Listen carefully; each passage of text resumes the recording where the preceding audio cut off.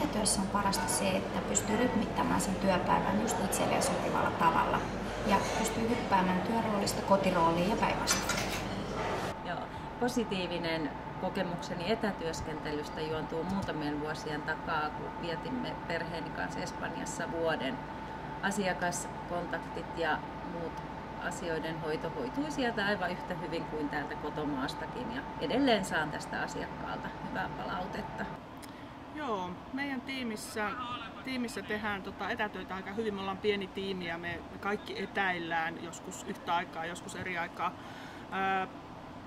Mulla on yksi semmoinen henkilö, joka muutti muutama vuosi sitten pois täältä Ruuhka-Suomesta ja me katsottiin, että siinä on ihan hyvä paikka tehdä tämmöinen virallinen etäsoppari ja se on toiminut tosi hyvin.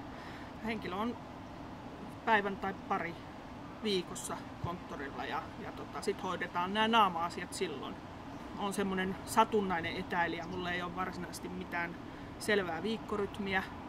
Mä otan hetkestä kiinni niin sanotusti ja on aika joustava niiden päivien kanssa. Mä yritän pitää, mä saan sen kalenterin joskus sovitettua, mä yritän pitää siitä kiinni, mutta mä kyllä sit joustan, jos katson, että on sen tyyppinen palaveri tai joku tapaaminen, että olisi hyvä olla naamakkain.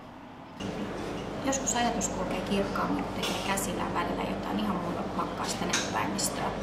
Ja silloin onkin etäpäivänä hyvä mennä rippustamaan vaikka pyykit kuivumaan, niin saa hyvän taukojumpan ja samalla sitten ajatuksetkin vähän virkistyy. Okei, joo.